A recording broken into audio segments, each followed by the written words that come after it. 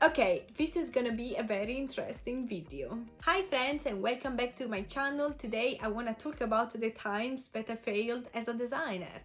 Sometimes we try our hard to get things right, but inevitably we screw up. And that happens all the time. So what you're going to hear from me today are 5 stories of moments in my life when things didn't go according to the plan. If you're new here, ciao, I'm Sara and I'm an Italian UX designer based in Brighton, UK.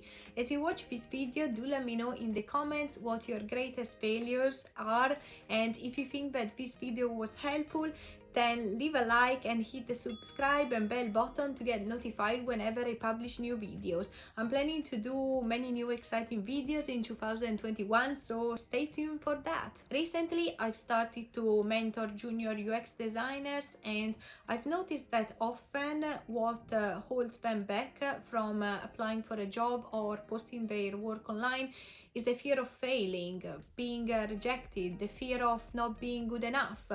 Many of us actually struggle when it comes to exposing ourselves to critique because getting negative feedback is not easy, and sometimes it can really hold us back from trying again. But on the other side, if you don't try, you're gonna miss the opportunities that somebody braver than you is going to take. I know it's hard. I've been on the other side of the table and I know how terrifying being rejecting, failing a test, a job interview or an internship it can be. But hopefully by watching this video you're gonna learn that after all, failing is not always a bad thing. Actually, if I didn't fail several times throughout my career, I wouldn't be here telling you my story. Okay, get ready for the first one. Number 1, I failed miserably to become a packaging designer. Yes, it was during my studies that I fell in love with this discipline and I really wanted to get a job as a packaging designer. Actually, my final project at uni was all about packaging design, and it also allowed me to get my first internship in one of the well-known and most prestigious packaging design and visual identity agencies in Milan. After 3 long and painful interviews with different members of the team, I finally got hired, and 2 weeks later I started my 3 months internship adventure. I couldn't stop laughing when I was writing the script for this video because I didn't know how to describe the experience. It was literally an adventure and it didn't actually turn up the way I wanted to. Well, there was a lot of pressure in delivering the work in time, making sure that every pixel was in the right place, and because I was the only intern at the agency, I was often in charge of the most boring, tedious projects that nobody wanted to do. Well, long story short, at the end of the internship, the CEO called me in his office and he told me that perhaps packaging design wasn't the right career path for me and I should have considered changing my career. He also told me that I wasn't particularly engaged in the project and I didn't put enough effort into my work. Overall, I had good design and aesthetic skills, but I didn't have enough passion for the work. Well, it really hurt me, of course, but you know what? He was right. I didn't like the job, I wasn't passionate, and packaging design wasn't the right career path for me, and I'm really glad that I discovered it early on in my career. Number 2, I failed my English test not 1 but 3 times at uni. Wait. I know, it sounds like a joke, right?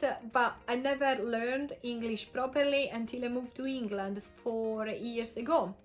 I don't even know if I passed the test in the end. I think they gave me a very simple test and I work with other students, but yeah, anyway, if you're watching this video as somebody who doesn't speak English fluently, my advice for you is to start practicing as soon as you can, especially if you want to work in the UX design industry where pretty much anything you can learn is in English. Number 3, I got fired twice in a row. The first time it happened only 2 months after starting my first full-time job.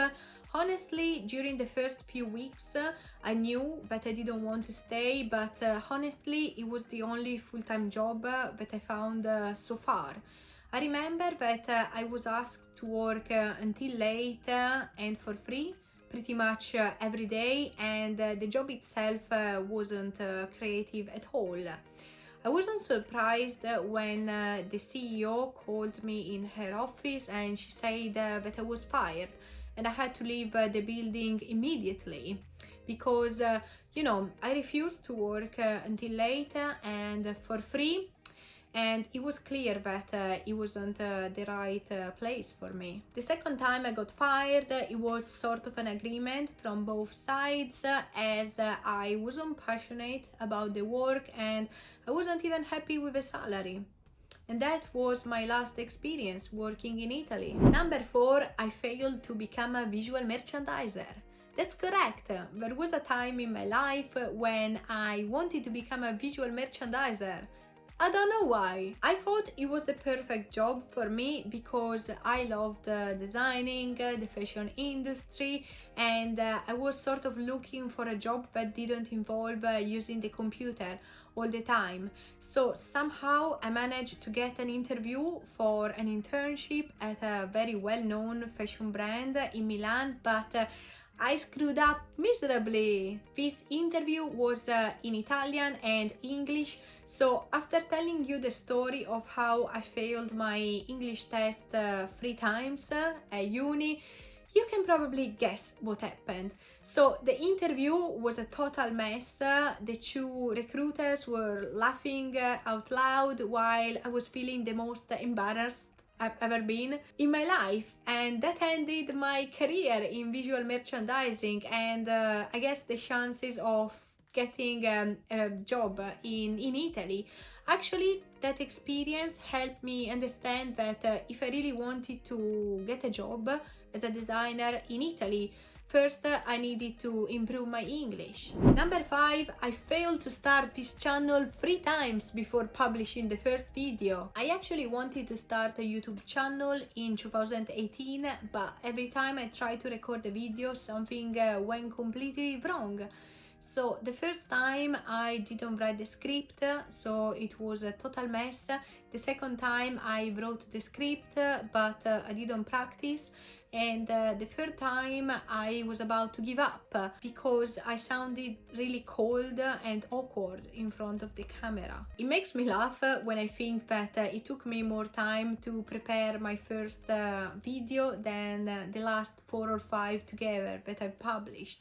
And that's probably because when we do things for the first time, we don't know what could go wrong and we still haven't figured out how long things take. I cried so many times in front of the camera, and I thought about giving up pretty much every week, but what kept me going was the positive feedback from my viewers, and it's that energy that kept me going until today. So thank you so much for supporting me and believing in myself. Well, I really hope that this video convinced you that it's okay to fail, and it's only by failing and then using what you've learned from the experience that you have the potential to improve and become more persistent. Don't let fear hold you back from applying for a job, starting a new side project, or learning a new discipline. I don't want to sound like a cliche, but if you're not failing, you're not trying hard enough, and you're missing new opportunities. This is actually the 5th time that I try to record this video, but I'm not giving up.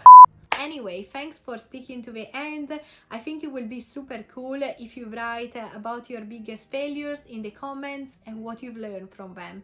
I really hope this video was helpful, and if you are a junior UX designer looking to get your first job in the UX industry, I can help you prepare your portfolio, case studies and resume for your interview. You can find out more in the description below. Until the next time, have a happy new year, and I'll see you in 2021 with a lot of exciting new videos. Alright, thank you for watching and I'll see you in the next one. Ciao! Prova per vedere la qualità del colore e dell'audio. Guardiamo se è tutto a posto. Hi friends and welcome back to my channel. Today I want to talk about no. If you're not trying, actually it was during my study. That's correct. There was a time in my life when if I really wanted to get a job in